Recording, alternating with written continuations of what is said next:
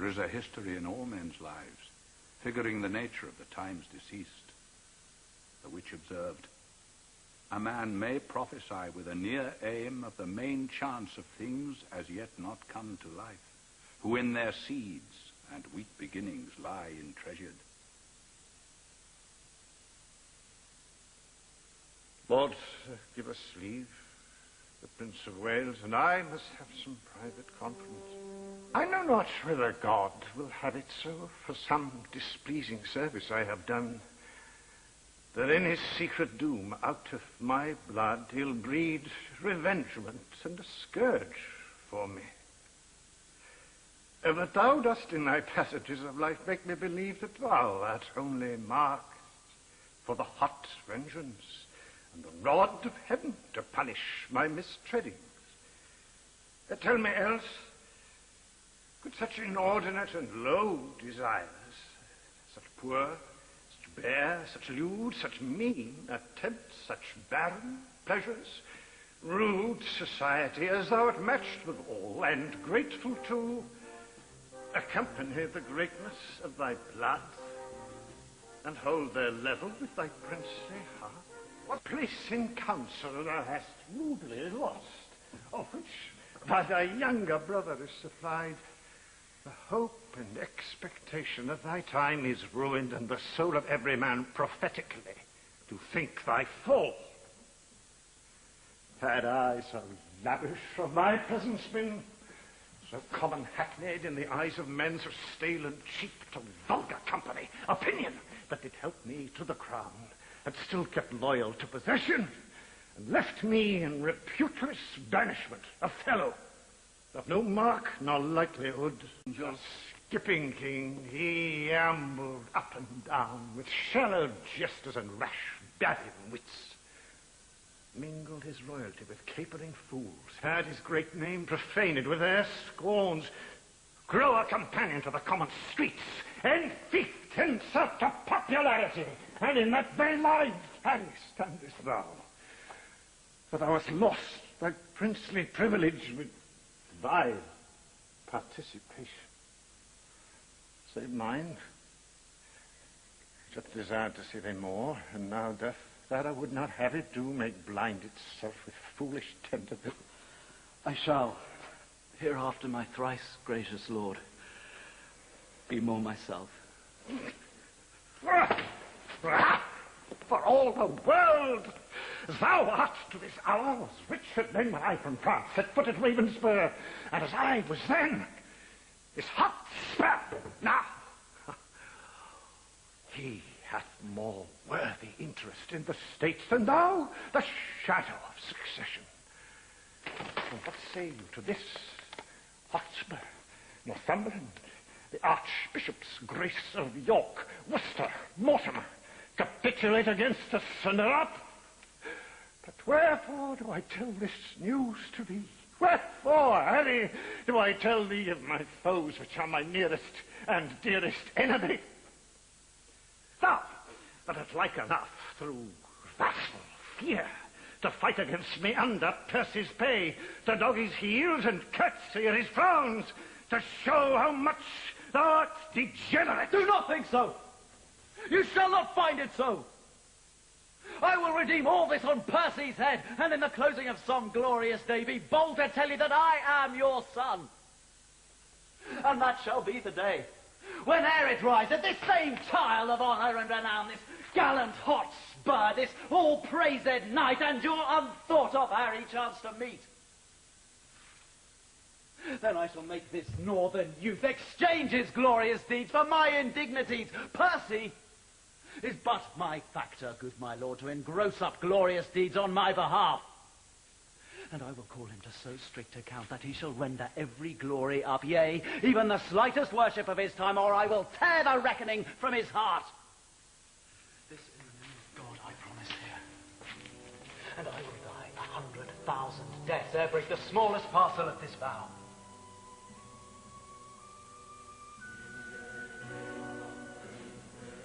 100,000 rebels died in this.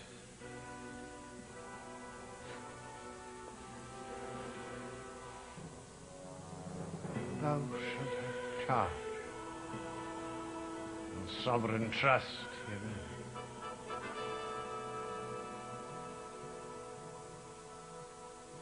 Now, Blanche, thy looks are full of speed. Lord Mortimer and Harry Hotspur meet the 11th of this month at Shrewsbury. A mighty and a fearful head they are, as ever offered foul play in estate. My Lord of Warwick, set thou forth today. Take thou my son, Lord John of Lancaster. On Wednesday next, Harry, you shall set forward. On Thursday, we ourselves shall march. Our meeting is Bridgenorth, and Harry, you shall march through Gloucestershire. Some 12 days hence, our general forces at Bridgenorth shall meet. Our hands are full of business. Let's away. Advantage feeds him fat while men delay.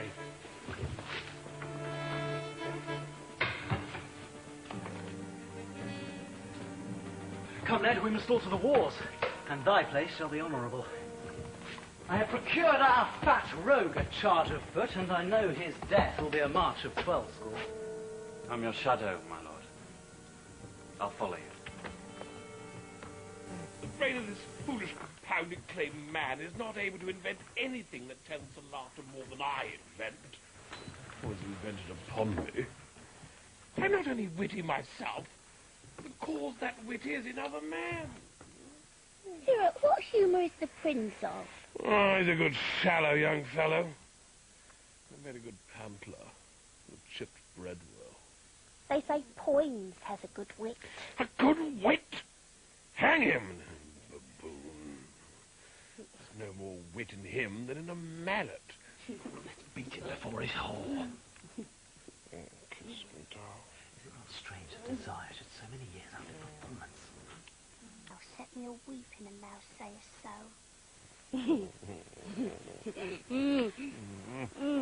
More sack, boy! An answer! A bastard son of the king! Why, thou globe of sinful continence, what a life thou dost lead. Oh, thou horse unmad compound of majesty by this life. Flesh and corrupt blood. Not welcome. Oh, how, you fat fool, I scorn you. You horse and candle, mind you, how vilely did you abuse me now before this honest, virtuous, civil gentlewoman? Oh, God's blessed on your good heart, and so she is, by my troth. No abuse, Hal. No abuse? No abuse, Ned. In the world, honest Ned, none. I dispraise it before the wicked, that the wicked might not fall in love with it. Is this virtuous gentlewoman of the wicked? Or thine hostess here of the wicked? Or thy boy of the wicked, or honest Bardolph, whose zeal burns in his nose of the wicked? Answer, thou dead elm, answer! Well, the fiend hath pricked down Bardolph irrecoverable. His face is Lucifer's privy kitchen. Well, for the boy, well, there is a good angel about him. But the devil binds him too. For the women? Well, one of them, she's in hell already. Burns poor souls. And for the other, I owe her money. Whether she be damned for that, I know not. Now I warrant you. No, I think thou art not. I think that thou art quit for that. But the other night, I fell asleep below and had my pocket picked. Oh, this house is turned bawdy out. Did you know they pick a pocket? What didst thou lose, Jack? Oh, wilt thou believe me, Hal? Some 3 or 4 bonds worth £40 apiece. And a seal ring of my grandfather. A trifle. Some 8-penny matter. So I told him, my lord, and I said I'd heard your grace say so. And my lord, he speaks of you most royally, like the foul-mouthed man as he is. He said he would cudgel you. Oh, He did not. There's not a faith, truth, or womanhood in me house. there's no more faith in you than an astute prune. Go to, you sing, you. What thing, what thing? What thing, what thing? Why, a beast. What beast? What beast? An otter. An otter, Sir John. Why an otter? Why? She's neither fish nor flesh. A man knows not where to have her. Thou art an unjust man to say so. Thou or any man knows where to have me, thou sayest thou. Thou speakest true, hostess, and he slanders thee most grossly. And so he doth you, my lord. He said this other day you owed him £1,000. Sir, do I owe you £1,000? £1,000? Hell, 1,000,000. Thy love is worth 1,000,000. And thou owest me thy love. No, my lord, he called you Jack and said he'd cudgel you. Did I part off? Indeed, Sir John, you said so. Yea, if he said my ring was copper. I say it is copper, darest thou be as good as thy word now? Whether knowest as thou art man, I dare. But as thou art prince, and I fear thee as I fear the roaring of the lion's whelp. And why not as the lion? For the king himself is to be feared as the lion. Do you think I'll fear thee as I fear thy father? I am good friends with my father, and may do anything. Well, rob me of the exchequer the first thing thou dost. And do it with unwashed hands, too. Do, my lord. I have procured thee, Jack, a charge of foot.